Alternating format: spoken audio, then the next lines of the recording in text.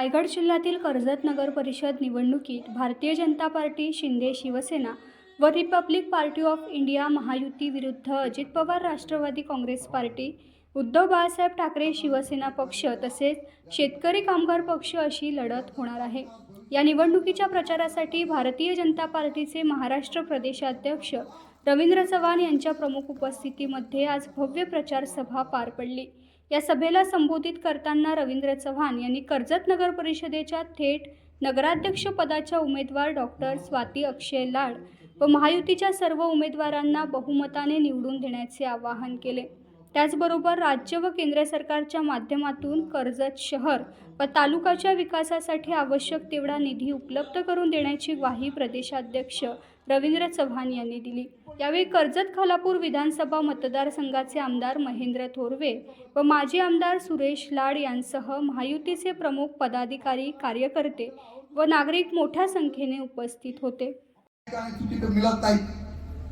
आम्ही पाणी प्रामाणिकपणे आणण्याचा प्रयत्न या ठिकाणी केलेला आहे, परंतु आज मित्रांनो मी या ठिकाणी आपल्याला सांगतो, चव्हाण साहेबांना जायचंय।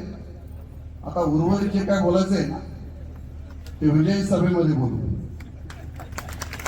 शेतकऱ्यांचा एवढा समाचार काफी आहे ना? बरं ठीक आहे, मग काय हरकत नाही। अनेक विकासात्मक दृष्टिकोन ठेवून आपण या कर्जत शहराच्या विकासाला गती देण्याचं काम केलेलं आहे। राहुलजी डालिमकर या ठिकाणी साक्षीदार आहेत। गेली कित्येक वर्ष या ठिकाणी डॉक्टर बाबासाहेब आंबेडकरांच्या भवनाचा प्रश्न प्रलंबित होता। मागच्या वेळेला शिंदे साहेब या ठिकाणी कर्जतला सभेला आले आणि साहेबांना सांगितलं की कोणत्याही परिस्थितीमध्ये कर्जतमध्ये डॉक्टर बाबासाहेब आंबेडकरांचं भवन झालं पाहिजे। 5 कोटी रुपयाचा निधी डॉक्टर बाबासाहेब आंबेडकरांच्या भवनाला मंजूर करून दिला आणि आज भवनाचं काम त्या ठिकाणी भव्य दिव्य अशा पद्धतीने सुरू झालेलं आहे। रिपब्लिकन पार्टी ऑफ इंडियाचा महेंद्र थोरवे आगे बढो। बहुउद्देशीय इमारत या ठिकाणी आपण करत आहोत। अनेक विकासात्मक दृष्टिकोन ठेवून आपण कर्जतच्या विकासाला गती देण्याचं काम आपण या ठिकाणी करत आहोत। आणि म्हणून मगाशी मी सांगितलं, नरेंद्र मोदी साहेबांनी जे कार्य या संपूर्ण देशामध्ये केलेलं आहे ते अभिमानास्पद कार्य, आणि म्हणून आज राज्यामध्ये सुद्धा देवेंद्रजींच्या नेतृत्वाखाली राज्यामध्ये सरकार आपलं आहे आणि या सरकारच्या माध्यमातून या विकासाला गती देण्यासाठी रवींद्रजी चव्हाण साहेब या ठिकाणी उपस्थित आहेत। आणि यांच्या साक्षीने या ठिकाणी सांगतो, जी विकास कामे प्रलंबित असतील ही नगरपालिकेची निवडणूक झाल्यानंतर तात्काळ कर्जतच्या विकासाला गती देण्याचं काम आम्ही या ठिकाणी करू असं अभिवचन आपल्याला या ठिकाणी देतो। सर्व कर्जतकरांना पुन्हा एकदा या ठिकाणी विनंती करतो, जो विकास कर्जतच्या भविष्यासाठी मी या ठिकाणी केले, आपण आपलं मत कर्जतच्या भविष्याला द्या, कर्जतच्या विकासाला आपलं मत द्या। आपण बदलते कर्जतला आपण मत द्या, कर्जतचं नंदनवन करायचं यासाठी आपलं मत द्या। आपण साऱ्यांनी एकत्रपणे येऊन स्वातीताई लाड यांना प्रचंड बहुमताने विजय करण्यासाठी कमल या निशाणी समोरील बटन दाबून, धनुष्यबाणाची निशाणी दाबून प्रचंड बहुमताने आपण यांना विजयी कराल अशी अपेक्षा आपल्या सगळ्यांना या ठिकाणी व्यक्त करतो। पुन्हा एकदा सगळ्यांना मनापासून या ठिकाणी शुभेच्छा देतो आणि या ठिकाणी थांबतो। जय हिंद, जय महाराष्ट्र। जास्त वेळ नाही, परंतु फार वर्ष अगोदर या इथल्या कर्जत मधल्या प्रत्येक घराघरामध्ये जाऊन गेल्या निवडणुकीमध्ये महायुतीला मतदान मागत होतो। त्यामुळे कर्जतच्या असणाऱ्या प्रत्येक विषयाशी एक फार मोठा अशी जवळीक आहे आणि मला वारंवार असं सांगितलं गेलं की या कर्जत मतदारसंघामध्ये ज्या वेळेला इथल्या असणाऱ्या सर्व पदाधिकाऱ्यांनी ठरवलं की महायुतीमध्ये आपण सर्वांनी निवडणूक लढायची आहे, त्यावेळेला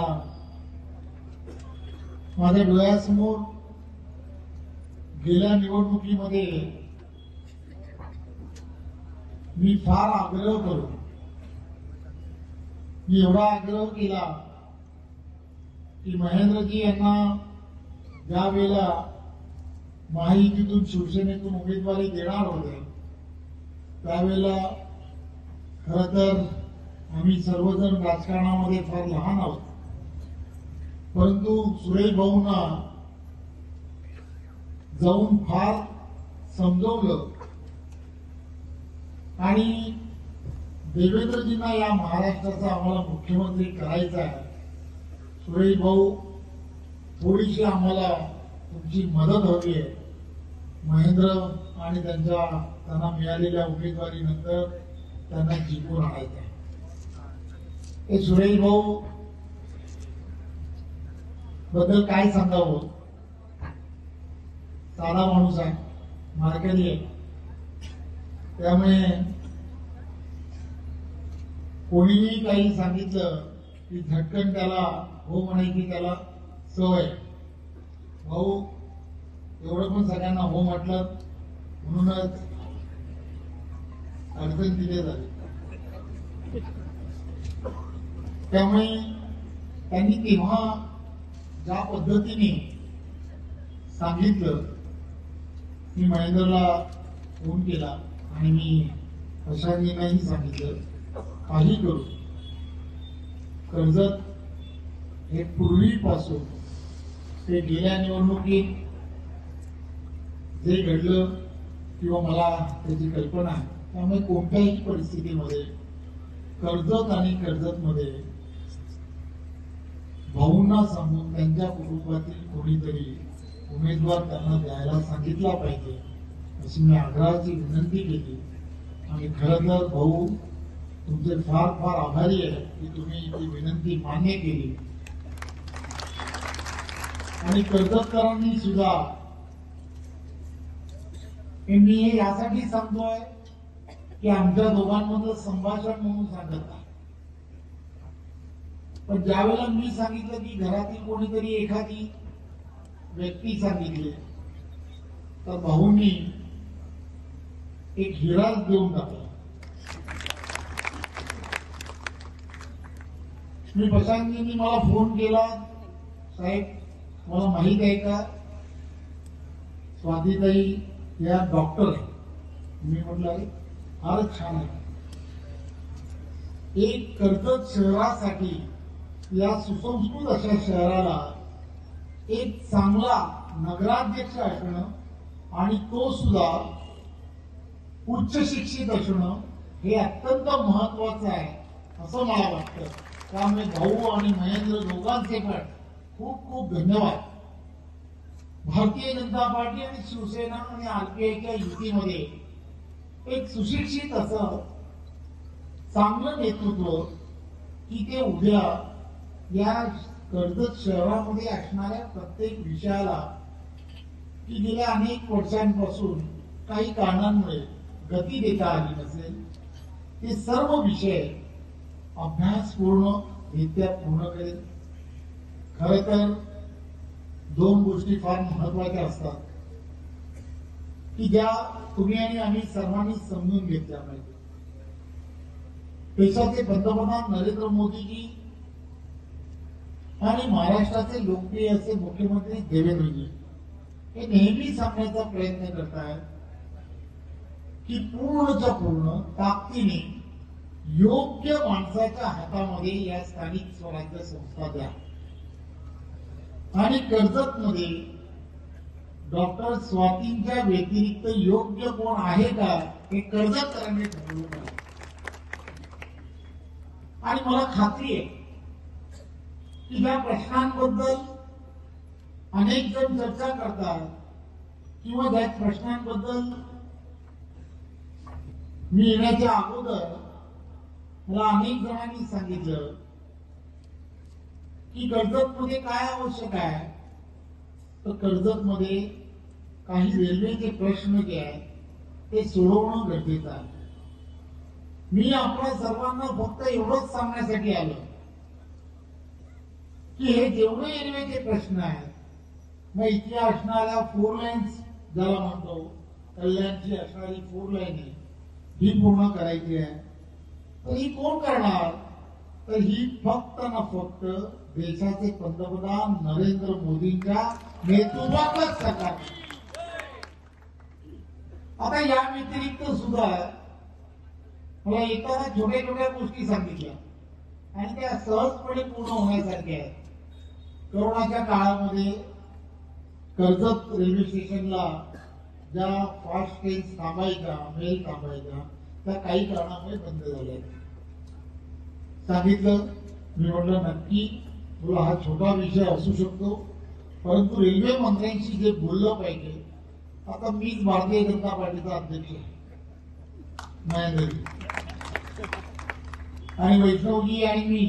आता काही मी इतरांसारखं इथून फोनवरून वैष्णवजींशी बोलणं हे काही अपेक्षित नाही, परंतु माझे आणि असणारे पार्टीचा मी प्रमुख असल्यामुळे वैष्णवजींशी वेळ घेणं आणि ते विषय मार्गी लावणं हे किती सोपं असू शकतं हे काही मी सांगावं असं मला वाटत नाही, पण मी खात्रीने सांगतो हाही विषय मला मार्ग.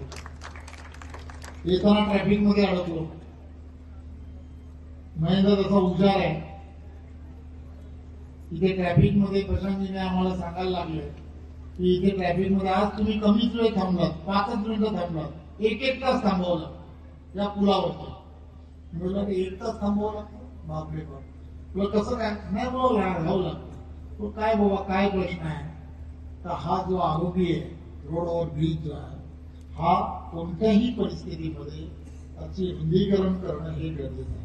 आता हाही विषय एवढा सोपा आहे की तोही गडकरी साहेबांशी आणि संबंधित रेल्वे मंत्र्यांशी मला बोलायचं आहे, कारण तो नॅशनल हायवे आहे. आता गडकरी साहेबांकडे फक्त सांगायचीच खोटी असते. पत्र दिलं की गडकरी साहेब त्याच्यावरती मार्क करतात. त्यामुळे आणि गडकरी साहेबांचा सर्वात आवडता माणूस जर कोण असेल कार्यकर्ता तर रवी चव्हाण येतील. तर मला राजकारणामध्ये ही काही मंडळी आहे की ज्यांचे नेहमीच शुभेच्छा मला मिळत राहिल्या त्यापैकी गडकरी साहेब.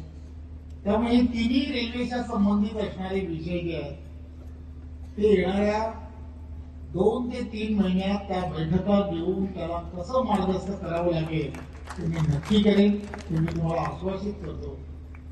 अनेक विषयांच्या बद्दल जेव्हा आपण विचार करतो तेव्हा एक गोष्ट लक्षात घ्या की देशाचे पंतप्रधान नरेंद्र मोदीजी नेहमी सांगण्याचा प्रयत्न करतात,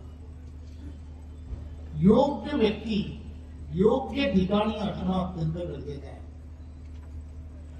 योग्य व्यक्ती योग्य ठिकाणी याचा अर्थ काय की ज्याला समजतं त्यालाच त्याच्या हातामध्ये सर्वच्या सर्व दिलं गेलं पाहिजे. मी अनेक वेळेला असा विचार करतो की आपल्याला असं स्वतःला प्रत्येकाला वाटतं की आपला कार्यकर्ता आपले सगळे लोक कोणीतरी नगरसेवक झाला पाहिजे, कोणीतरी कोणाला वाटतं कोणी आमदार झाला पाहिजे, कोणाला कधी वाटतं कोणाला खासदार झाला पाहिजे. परंतु बघा योग्य व्यक्तींच्या हातामध्ये योग्य गोष्टी ठरल्यानं जायला लागल्या तर किती सोपं होतं ते मी तुम्हाला सांगतो. वंदे भारत मध्ये किती जण बसले? वंदे भारत बरेच जण. जे बसले नसतील त्यांनी बसा. मी याच्यासाठी सांगतो बसले नसतील तरी पनवेल स्टेशन मध्ये जाऊन तरी तिला पहा. योग्य व्यक्ती रेल्वे मंत्री झाला. वैष्णवजी हे काही भारतीय जनता पार्टीचे कार्यकर्ते नव्हते, पण योग्य व्यक्ती शिकलेला व्यक्ती ज्याला कळत होतं की मला नाही तर त्याच्या अगोदर कोण होतं तुम्हाला माहिती आहे, सगळ्यांची नावं नाही तपासून घ्या. तेव्हापासून आजपर्यंत रेल्वेचा विस्तार कशा पद्धतीने व्हायला सुरुवात झाली. नाहीतर काय करता रेल्वेचं बजेट या सगळ्या गोष्टी ज्या पद्धतीने होत्या की आपल्याला असं वाटायचं की हे काम होईल का नाही, होणारच नाही असं वाटायचं. योग्य माणसाच्या हातामध्ये योग्य वेळेला नरेंद्र मोदीजींनी ते खातं दिलं. रेल्वेला बघा कोणत्या दिशेला घेऊन जाण्याचं काम हे करण्यात आलं. तुम्ही पाहत असाल ही वंदे भारत ट्रेन असेल किंवा प्रत्येक ट्रेन त्यामध्ये असणारी स्वच्छता असेल, त्या सगळ्या गोष्टी किती गतिमान पद्धतीने आणि किती चांगल्या पद्धतीने व्हायला सुरुवात झाली हे आपण सर्वजण पाहतो आहे. दुसरं नाव मी अजून एक घेऊ इच्छितो. जयशंकर आपले परराष्ट्र मंत्री बघा, अतिशय शिकलेला माणूस. त्यांना त्या पदावरती त्यांनी नियुक्त केलं. अनेक वर्ष ते त्या खात्यामध्ये अनेकांबरोबर त्यांनी काम केलं होतं. आज आपल्या देशामध्ये आपण पाहतोय, आज जगामध्ये आपण पाहतोय, परकीय धोरणांमध्ये जे बदल होऊ लागले आणि आज आपला देश जो आहे, सर्व महासत्ता जे आहेत, मग अमेरिका असेल, चीन असेल किंवा इतरही, या सर्व देशांबरोबर या धोरणात्मक दृष्ट्या जे नियम किंवा जी धोरणं ठरवली पाहिजे त्यामध्ये विशिष्ट प्रकारे विचार केला जातो आहे. हे कशामुळे झाले? तर योग्य माणसाला योग्य ठिकाणी बसवल्यामुळे झाले. मी हे का सांगतोय कळलंय का? किती जणांना कळलंय पत्रकारांना? योग्य व्यक्ती, योग्य शिकलेला माणूस जर योग्य ठिकाणी बसला ना, तर तो किती चांगल्या पद्धतीने परिवर्तन घडू शकतो हे आपण सर्वांनी लक्षात घ्या. स्वातीताई ही उच्च शिक्षित आहे. तिने जर या सगळ्या गोष्टीमध्ये तुम्ही जर तिला संधी दिली तर ती तिच्या असणाऱ्या अभ्यासाचा, तिने केलेल्या सर्व विषयाचा एक वेगळ्या पद्धतीने कर्जतच्या विकासाला किती मोठ्या प्रमाणामध्ये हातभार लावू शकते हे आपण सर्वांनी लक्षात घ्या. तुम्हाला आम्हाला सर्वांना ही नगर परिषद अतिशय पारदर्शकपणे ठेवणं हे सुद्धा अत्यंत गरजेचं आहे. आणि ती पारदर्शकता जर तुम्हाला आणायची असेल तर एकदा या सगळ्या विचारामध्ये आपण सर्वांनी देशाचे पंतप्रधान नरेंद्र मोदीजी आणि देवेंद्रजींच्या नेतृत्वात मी आपल्या सर्वांना आज या सभेला या ठिकाणी का उपस्थित आहे त्याचं कारण काय? शिवसेना, भारतीय जनता पार्टी, आरपीआयच्या माध्यमातून या नगर परिषदेमध्ये नगराध्यक्ष म्हणून स्वातीताई आणि त्यांच्या बरोबर शिवसेना, भारतीय जनता पार्टी आणि आरपीआयचे सर्व उमेदवार जे उभे आहेत, या सर्वांच्या पाठीमागे संपूर्ण केंद्रातलं सरकार, नरेंद्र मोदींचं सरकार आणि महाराष्ट्रातलं देवेंद्र फडणवीस यांचं भारतीय जनता पार्टीचं सरकार हे पूर्ण ताकदीने उभं राहणार आहे एवढंच सांगण्यासाठी मी इथे आहे. त्यामुळे तुम्हाला एक गोष्ट लक्षात काय घेतली पाहिजे, कोण काय बोलतंय, कोणी काय सांगितलं, मी काय करू शकतो त्याकडे लक्ष नका देऊ. मी 100% तुम्हाला सांगतो की या सगळ्या विषयांमध्ये जे जे बारकाई आहे, दोन अनुभवी माणसं जे कर्जत आणि या नगरपालिका असेल किंवा या भागामध्ये असणाऱ्या प्रत्येक गोष्टीशी संलग्न आहे, सुरेश भाऊ असतील आणि महेंद्रजी असतील, त्यांना या सगळ्या गोष्टी एवढ्या चांगल्या पद्धतीने माहित आहे.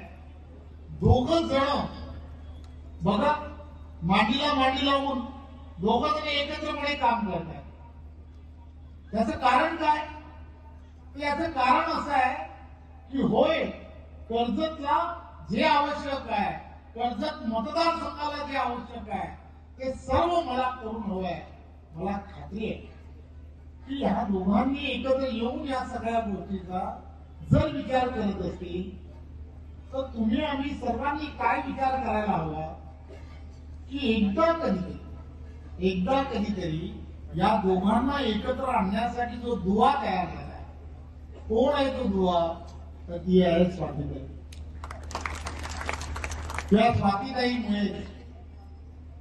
या स्वातीताईमुळेच ही सर्व मंडळी एकाच व्यासपीठावरती दिसतात. दोघेही एकत्रपणे कर्जतचा विकास विचार करतात. त्यामुळे संधी ही कोणाला दिली पाहिजे हे तुम्ही आणि आम्ही सर्वांनी पहिल्यांदा ठरवलं पाहिजे. मी खात्रीने आपल्याला सांगतो की अनेक महसूल विषयाचे पण अनेक प्रश्न आहेत आणि सरकारमध्ये असणारा प्रत्येक प्रश्न जो आहे, मग तो केंद्रातला असो किंवा राज्यातला असो, स्वातीताई तिथला असणारा प्रत्येक प्रश्न तुम्ही घेऊन माझ्याकडे या. तुम्ही 100% नगराध्यक्ष होणारच आहात, यात काही शंका नाही. परंतु सर्व नगरसेवकांना घेऊन माझी पुन्हा एकदा विनंती काय आहे? मी विनंतीच करतोय की आपण सर्वांनी हे पॅनल जे आहे हे सर्व त्या सर्व पॅनल जिथे धनुष्यबाण आहे तिथे धनुष्यबाणाचं बटन दाबा, जिथे कमळ आहे तिथे कमळाचं बटन दाबा. ज्या ज्या ठिकाणी त्या पद्धतीने आपल्याला मतदान करायचं याचं कारण असं आहे की एकदा मला सुद्धा पूर्ण विश्वासाने सांगता आलं पाहिजे की मी महायुतीचा प्रचार करायला कर्जत मध्ये गेलो होतो आणि त्या कर्जतकरांनी पूर्ण विश्वास महायुतीवरती ठेवला आणि त्यामुळे हे सगळं यश आहे. आणि हे जेव्हा तुम्ही कराल, तुम्ही करणारच का? 2 तारखेला सकाळपासून लवकरात लवकर सगळ्यांनी उठून, मग व्यापारी असो किंवा प्रत्येकाने आपलं मतदान धनुष्यबाण आणि कमळाला करत कराल. त्यावेळेला आपलं मतदान हे नरेंद्र मोदीजींना होणार आहे, आपलं मतदान हे देवेंद्रजींना मुख्यमंत्री म्हणून होणार आहे आणि महायुतीला होणार आहे. हे आपण सर्वांनी लक्षात ठेवा. आणि पुन्हा एकदा आपल्याला सर्वांना 2 तारखेच्या आणि त्यानंतरच्या 3 तारखेच्या सुद्धा खूप खूप शुभेच्छा. जय हिंद, जय महाराष्ट्र. टाइम्स डिजिटलला लाईक करा, सबस्क्राईब करा, शेअर करा आणि बेल आयकॉन दाबायला विसरू नका. पाहत रहा टाइम्स डिजिटल.